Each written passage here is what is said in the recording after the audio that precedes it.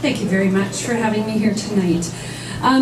Our agency is a nonprofit charitable organization, and we've been serving our community for 41 years in Saskatoon. Our purpose is to support anyone, regardless of age or any other circumstance, who has experienced sexual assault, whether it was directly or indirectly, whether it was just recently or in the past. We have a crisis line that operates 24 hours a day with our volunteers, and those people will answer their phones and go to the hospital or the police station to accompany anyone who's been victimized. In the office, we have counseling, and they provide individual and group counseling free of charge, and it's always confidential. Last year, as usual, we served about 600 new clients, and those clients received over 1,800 services through the crisis line, the office, or in our group setting. We also provide a lot of public education in the community. One program is I'm the Boss of Me, so today I brought Carrie and Jason. They're getting all geared up to go out again in January. This is a program, we've just completed our 10th season, reaching over 2,600 children through 107 shows, and we're very proud of that program.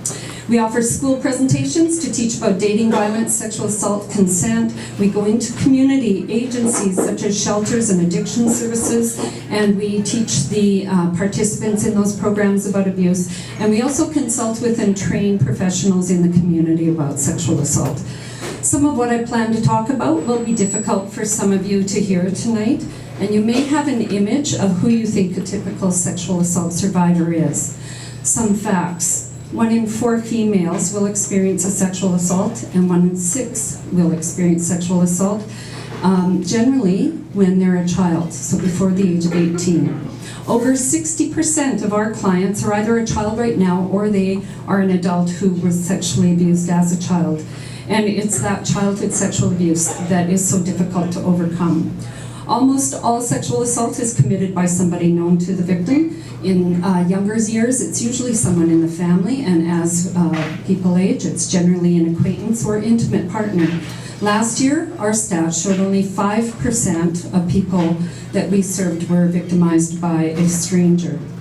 Most sexual assault is never reported to police, or those people don't seek medical care.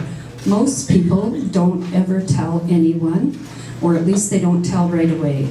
Many are too embarrassed, confused, ashamed to tell, and are worried about the way people will treat them if they do tell them. And so, many will harbor their secret and try to cope alone.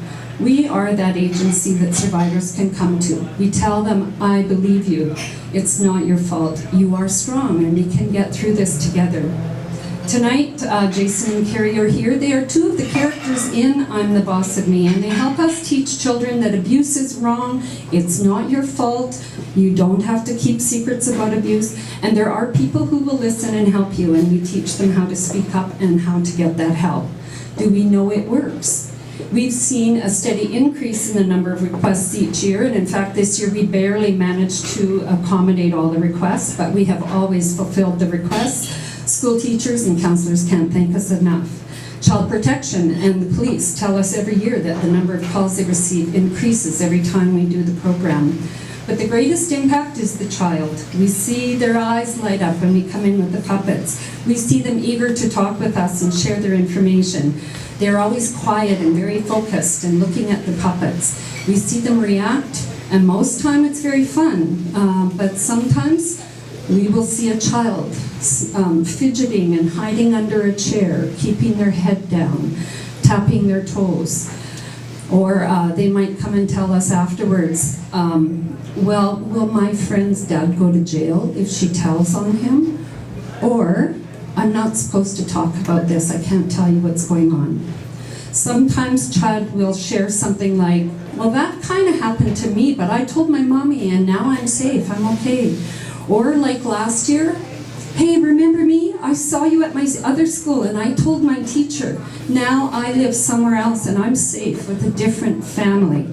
And then to get that big hug and that smile from the child is so wonderful. So yes, this program makes a difference. Even with education and training, a child may still struggle before they sort out what to do. And an example is one of our clients, her name Julie. She wrote her story for us. She was sexually abused from an early age, not knowing what it was. And after all, it was her father who was teaching her about her body, showing her special affection, twisting her mind and making her please him sexually.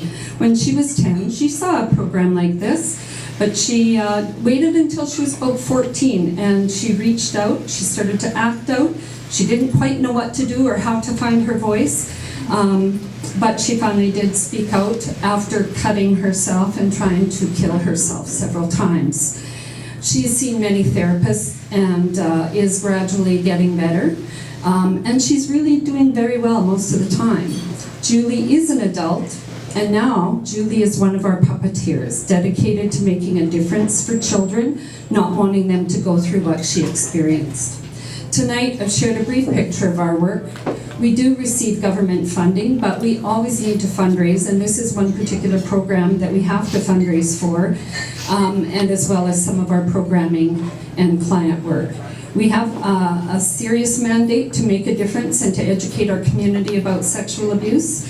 We're very accountable for the funding that we received, and we do rely on people like you to contribute to our efforts to make a difference in the lives of sexual abuse survivors, as well as to support us in our endeavors to provide awareness of this crime. Thank you again for your willingness to have me here this evening and to present one of our programs to you. Thank you.